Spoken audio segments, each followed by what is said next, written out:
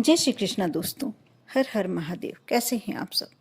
स्वस्थ और सुरक्षित होंगे। दोस्तों, नवग्रहों में से सबसे प्रमुख ग्रह होता है सूर्य, और जिसका सूर्य उच्च कोटि का होता है उस व्यक्ति को किसी भी तरह की कोई समस्या जीवन में ज़्यादा समय तक नहीं रह पाती, क्योंकि और उस व्यक्ति का चेहरे पे ऐसा तेज होता है, उसके अंदर इतना प्रभाव होता है, उसका व्यक्तित्व इतना प्रभावशाली होता है कि जो भी व्यक्ति उससे मिलता है पहली ही बार में उससे उसके प्रभाव से इम्प्रेस हो जाता है, उसके प्रभाव में आ जाता है। जो भी ऐसा व्यक्ति जो भी बातें करता है उसमें एक अलग ही तरह की शक्ति लगती है। लोग उसके बातों से प्रभावित होते हैं और उसके हर कार्य, प्रत्येक कार्य उसके बनते चले जाते हैं। इसलिए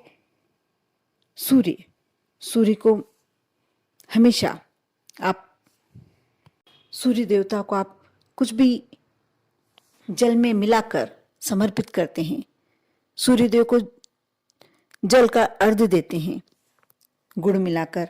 रविवार के दिन विशेष फलदायी होता है।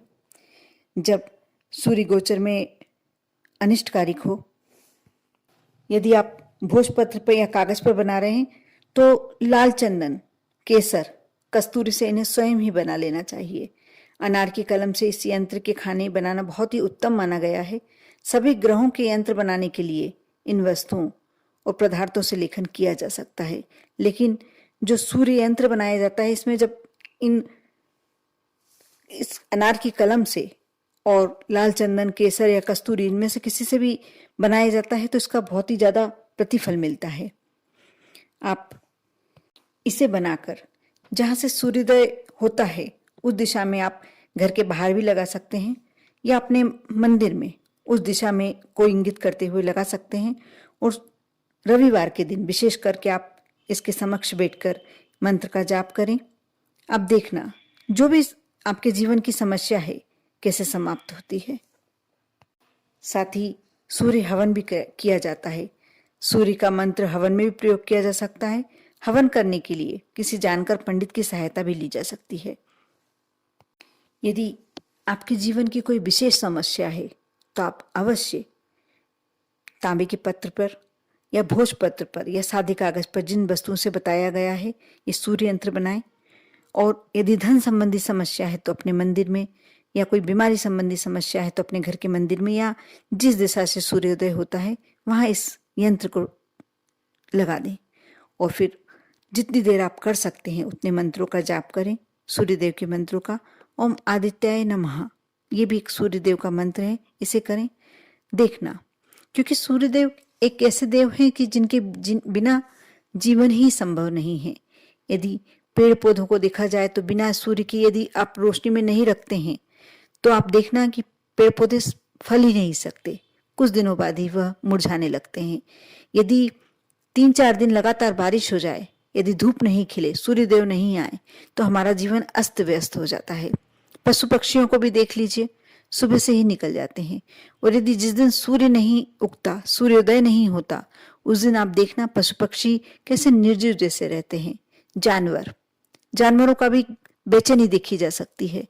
आप अपने जीवन में सूर्य का महत्व इसी से समझ सकते हैं कि सूर्यदेव का हमारे जीवन में क्या महत्व है। यदि आप सूर्यदेव की दिल से उपासना करते हैं, यदि उन्हें मना लेते हैं, आपके 9 ग्रह होते हैं, आपके जो भी, यदि सूर्यदेव को आप मना लेते हैं तो आपके 9 ग्रह पूरे बलवान हो जाते हैं। और सूर्यदेव की उपासना करने वालों के ऊपर कभी भी संकट नहीं आती, कोई कष्ट नहीं आता। माँ लक्ष्मी की कृपा हमेशा बनी रहती है। आप भी करके देखें। कहते हैं जिस घर में सुबह सबसे पहले सूर्य की रोशनी जिस घर में आती है उस घर के सदस्यों को कभी भी कोई ज्यादा बड़ी बीमारी नहीं होती, कोई घाटा नहीं होता, नुकसान नहीं होता। बड़े से बड़े कष्ट भी बहुत शांति से, आसानी से उनसे दूर हो जाते हैं। आपने भी कभी सुना होगा या देखा होगा। आप सूर्यदेव की उपासना अवश्य करें। यदि आप कर सकते हैं तो रविवार के दिन अलूना भोजन, जिसमें नमक नहीं डला हो, वैसा भोजन करें।